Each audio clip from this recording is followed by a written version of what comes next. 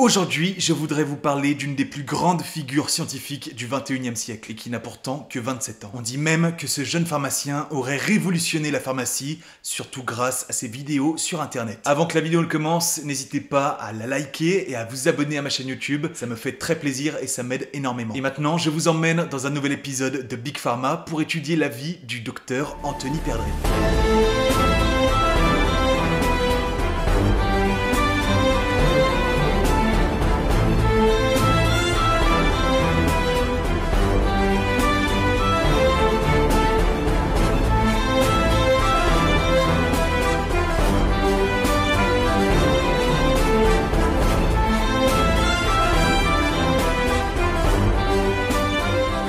L'histoire commence le 10 janvier 1996 à Bourg-en-Bresse, une charmante ville à côté de Lyon, de la Suisse et des montagnes. Anthony est le cadet d'une famille de 3 enfants qui évolue dans une maison familiale proche du Jura. C'est ce qui lui donne parfois son accent de campagnard comme ça où on accentue les O, les O. Pourquoi je suis en train d'imiter Anthony Perdrix? Je l'imite super bien en plus. Fort de l'amour de ses parents, cette situation confortable lui permet d'étudier ses leçons. Même s'il préfère souvent se balader dans la nature, tantôt à jouer au foot avec son frère, à jouer avec sa sœur, à jardiner avec ses parents ou à bricoler avec ses grands-parents. Oui, bon vous l'aurez compris, cette vidéo est un poisson d'avril. C'est moi, le plus grand scientifique du 21e siècle. Vous m'avez reconnu sur la miniature ? Je suis pas sûr, dites-moi ça en commentaire. En fait, l'école m'a assez rapidement déplu parce que tout simplement je m'ennuyais, même si quand même j'avais des bonnes notes, c'était une obligation à laquelle je me tenais. Donc j'avais des bonnes notes sans trop forcer. En fait, je crois que j'aimais mieux faire la biographie à la 3e personne. Donc, je vais continuer à la 3e personne, je trouve que c'est plus raccord avec le fait de faire une biographie. C'est pas une histoire de melon ou de prétention. Quoique je suis quand même en train de faire une vidéo sur ma biographie, donc bon. Les médecins prédisent même que plus tard, il fera plus d'1m90. Cette prédiction ne sera pas du tout exaucée. Les autres finiront clairement par le rattraper. Et c'est même à l'origine d'un de ses complexes. Mais tu fais beaucoup plus grand, Anthony, dans tes vidéos. On pensait que t'étais beaucoup plus grand. Anthony est en fait un garçon assez peu studieux. D'ailleurs, son grand frère lui fait découvrir le jeu Dofus sur ordinateur,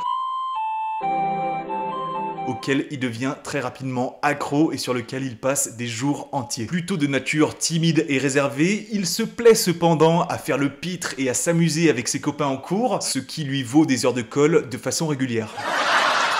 Et donc vu qu'il n'a pas été sage, sa maman lui interdit de jouer à Dofus pendant les vacances pour qu'il révise. Donc la maman cache la clé du bureau où se trouve le seul ordinateur de la maison. Oui, nous sommes en 2008, les ordinateurs ne sont pas encore aussi présents. Après des dizaines d'heures à chercher la cachette où était cachée la clé du bureau, Anthony finit par la trouver. Il a ainsi pu jouer à Dofus toute la journée comme un gros porc et il prit soin de ranger évidemment la clé dans la cachette tous les soirs pour faire croire qu'il avait révisé toute la journée. J'aime bien. Bref, pas vraiment studieux, il décrochera quand même son baccalauréat avec mention assez bien au lycée Joseph-Marie Caria. Ne sachant pas quoi faire de sa vie, il s'inscrira quand même sans grande conviction à la faculté de santé de Lyon sans aucune vocation pour les professions de santé. Son professeur de chimie lui fera peur en disant que vu son niveau en terminale, il n'avait aucune chance de réussir son concours PACES. Arrivé à la fac, il se plaît à écouter les chants, les cris et toutes les remarques grivoises des étudiants en amphi. Une de ces blagues grivoises, 12 deviendra même son pseudo sur internet. N'ayant pas la bonne méthode de révision, il échoue lamentablement son concours, échappant de justesse à l'impossibilité de redoubler son concours. Oui, il était vraiment très nul. Il retente ainsi sa chance l'année suivante et entre 2 révisions, il se plaît à raconter un peu sa vie, à écrire 2-3 blagues au sujet de sa vie sur Twitter. Ces blagues résonnent fortement chez les autres étudiants qui se reconnaissent dans ses propos. Puis, entre 2 cours, Anthony réalise des petites vidéos de 6 secondes qui s'appellent des qui font encore plus de bruit. Oui, on ne change pas un élève qui depuis le collège se plaît à faire le pitre. À la fin de l'année, Anthony termine son concours et est admis en pharmacie. Dans l'été, il publiera sa première vidéo sur YouTube qui est en fait une compilation de ses vines. Le succès est immédiat, des dizaines de milliers de vues affluent sur sa vidéo, c'était totalement inespéré. Il deviendra à son insu la référence PACES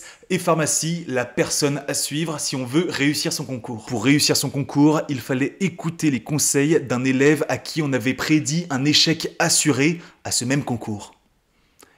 Qui l'eût cru? La suite, vous la connaissez, Anthony continue à faire des vidéos, certaines atteignant jusqu'à 200 000 vues. Il prend toujours autant de plaisir à lire les différents messages qu'il reçoit, de remerciements pour ses conseils, de vocations en pharmacie qu'il a créées ou de félicitations pour avoir redoré l'image du pharmacien sur internet. N'hésitez pas à me poser des questions en commentaire ou à me raconter votre plus beau souvenir, ce serait super bien, depuis toutes ces années sur la chaîne Douzerie. Racontez-moi votre souvenir de Douzerie, comment vous avez découvert ma chaîne, est-ce que vous vous souvenez de mes tweets, etc. Comme d'habitude, je vais lire et répondre à tous les commentaires. N'oubliez pas, petit like et on s'abonne à ma chaîne YouTube. J'espère que ce poisson d'avril vous aura plu. On se retrouve très vite dans une prochaine vidéo. À bientôt!